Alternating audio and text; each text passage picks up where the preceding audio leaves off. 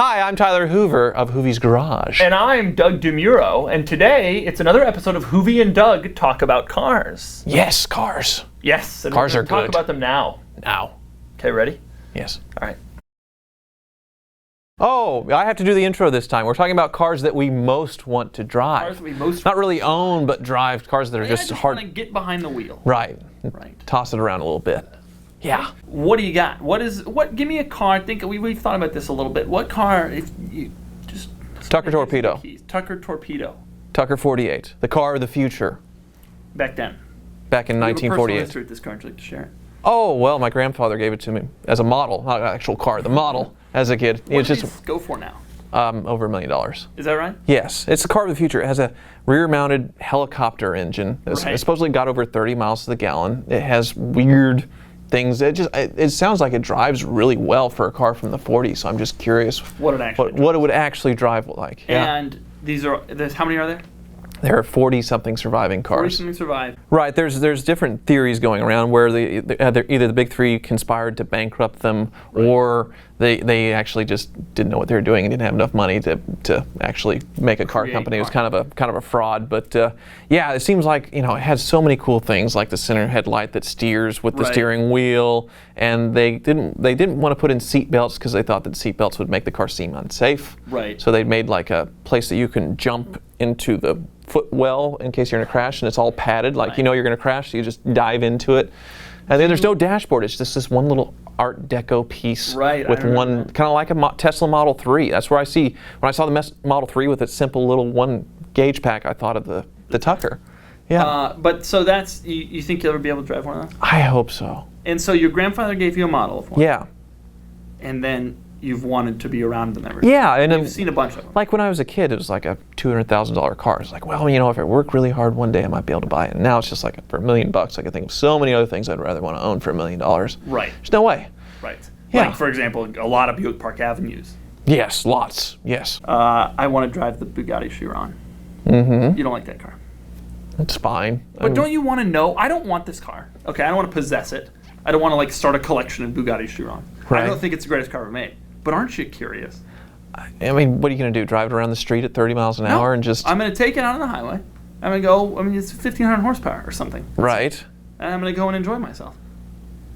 You can't really enjoy yourself in that car. It would be so... myself. Like, the speeds that thing where that car would come into its own, there's nowhere that it's legal. And it's still a $1 million car, or you're scared with that. But there's no way to legally enjoy that car unless you're on not even a track. You'd need a 10-mile-long runway, like the one in the Fast and the Furious, where it's like a 3-hour runway that this plane was on before it blew up. Let me tell you something, buddy. You gave me the keys to a Bugatti Chiron, I would enjoy myself. I would figure out, I don't need, I would just, you know what I would do? I'd go out here on 285 and I would floor it and then slam on the brakes and floor it and slam on the brakes and I'd feel it. Oh,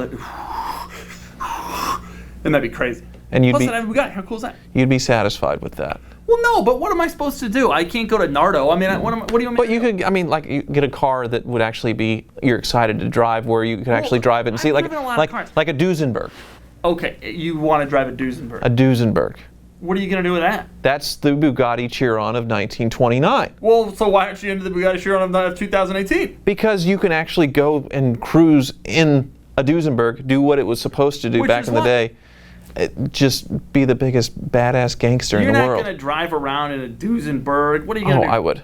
I would do donuts, burnouts. Yeah, I would. Why is that any different than me driving around a Chiron? Just because the Chiron can go 250, and so you can't do any of that. You can't do any of that in a Chiron. It wouldn't let you. So you're driving a car from the 20s? You think you're something? I would think I was something. If I showed up in my Bugatti, we'll see who thinks who's something. Depends on the crowd, I guess. But yes, yes, that would be a great drag race. Yeah. It depends on the crowd for sure. Mm-hmm. Duesenberg, because you like all the chrome and all that. Oh, just everything. And every Duesenberg is different because you basically got the engine on the frame, and then a coach builder would put however they wanted to configure it. So everyone, just looking at it, is different. I imagine everyone drives a little different. It would just be so interesting to drive one or multiple. I think it'd be very cool. Mm-hmm. But you can't tell me like the Chiron wouldn't be cool in the Duesenberg. It would be, but I feel like I'd be more sassified driving the Duesenberg. Man, imagine driving a Duesenberg. Yeah. Yeah, just cruising, being able to go 80 miles an hour with normal traffic in a car from the 20s or the 30s. Well, I don't think you would do that. Well, it would. But you wouldn't. You could. But it's worth too much and there's no brakes. But you could do it. You would have to do it. You go cruise on the highway with it. In the Chiron, I could go up to 150 on the interstate. But it wouldn't be illegal to do that with the Duesenberg. No, but it'd be scary. Yes. All right, let me give you the rest of my list. Ferrari F50. You like that car? Yes. That would be cool. Very cool. I think it's cooler than the F40. People hate me when I say that's the car for us growing up as far as that was the. And it's the rarest, to be clear. They made 1,200 F40s. Wow. They made 349 F50. I don't think I've ever seen one in person, An honestly. F50? No. Yeah, they're really rare. I saw a couple years ago they did at Pebble. They did a reunion of F50s. It was like the 15th anniversary, some 20th anniversary, yeah. And there were like 6 of them. And I saw one just driving down the road. And that was something. I definitely had a model, definitely had a poster. That would be really cool. That would be cool. F50 would be cool to drive. G-Wagon 6x6. Okay. Aren't you interested? Sure. Yeah, that would be just. The G-Wagon 6x6 is maybe the greatest example ever of a car I want to drive and not possess. I can't put it in a garage. I can't. That's absolutely park it true. anywhere. Yeah, go to Dubai with the dunes and everything else and wide open spaces. But otherwise, I have no interest. I'd like to be behind the wheel of that car for 2 hours, and then I think I'd be like, well, see ya. I mean, how different is it going to feel from a normal lifted one, the 4x4 squared? Well, that feels already pretty crazy. Right. Have you driven one? Have you been in one? No, I've just looked at one. They're insane. Because it's a lifted G-Wagon. Right. I mean, it looks ridiculous. So stupid. Yeah, they had one at the Wichita Mercedes dealer. It was like, really? Did they sell it? They sold it somewhere. No, of course not. But they had one. They had an allocation. You're like, yeah, sure, why not? And it's sitting in Wichita. Really? So that's a cool car. It's not much different from the 4x4 squared, I imagine, but the pickup. Like you could go to Home Depot, and you go to Home Depot. Sure. Oh yeah. Yeah. And you could throw in whatever. I mean, you could put a bear back there if you wanted to. Yeah. I just hauled a toilet not too long ago. That would have been great. The problem, I think, with the 6x6 is getting the toilet up into because it's tall. Yeah, that would not be good. Getting the toilet up into the vehicle. I guess all mine are old. That's the thing. I have old. There's further old cars on my list. Like what? 300 SL. Yeah. Oh, you're gonna steal mine again? Thank you for not stealing it. XJ220 and EB110. Those are cool. They're kind of old. They're older. Not that old. I am interested in driving old cars, but I drove the Ferrari Lusso. And I think a lot of the cars from Ferraris from that era probably drive like that. Right. So I don't need to drive a 250 GTO. I've been there. Yeah, finding one of those two that works. EB110 and the XJ220. That's actually drivable. That's not sitting in somebody's. Yeah.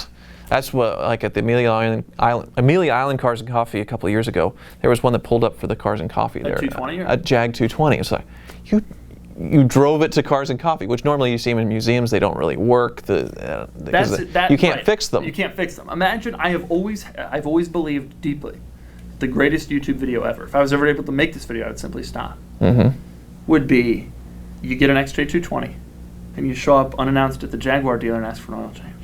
Oh, that'd be amazing. Say, listen, can I just get an oil change for my Jag, and just kind of see, then film how everybody kind of handles the situation. Right. What do you think they would do? Well, most of those dealers just have a normal lube tech like in their service lane anymore. They don't even have them go in the back anymore. So first of all, you probably like pull the drain plug and then from underneath and realize the car on the underneath of an XJ220 is completely all the panels. Yeah, they have to pull off underbody panels. God knows. I mean, what do you do there? Start there. That's problem number one. I thought about taking my LS Swap 911 to a Porsche dealer for an oil change. Be like, hey, come on. Yeah. I need some. It's got a weird exhaust noise. I need a loaner. Can you give me a Macan while I wait? Right. You couldn't do that in Wichita, though. They'd probably know who you are down there. Yeah, that's true. Porsche of Tulsa would take that thing in. They'd do a good job. Your other one was 300 SL Gullwing. Right. We both want to do that. That's an amazing car. Yes. The 300 SL would be really good. It would be, yes. That would be a great Do you believe experience. That's the most beautiful car of all time? I think so, definitely. I'm all in on that. So another one that I would really want to drive, and I got an invite from someone in Australia, was an Enzo. They said whenever I want, I could go drive this Enzo, and I could have it all weekend. They were really eager for me to drive it. Yeah. We're done here. Yeah. Okay. And I made Doug mad. Yes. You're gonna do it again. Me? Yeah. No, well, all of us. Okay. Let's do it at the same time. Hi, I'm Doug DeMuro. I'm Tyler Hoover of Hoovie's Garage. Today we're going to talk about cars when Doug collects himself. Doug DeMuro. I'm Hoovie of Hoovie's Garage.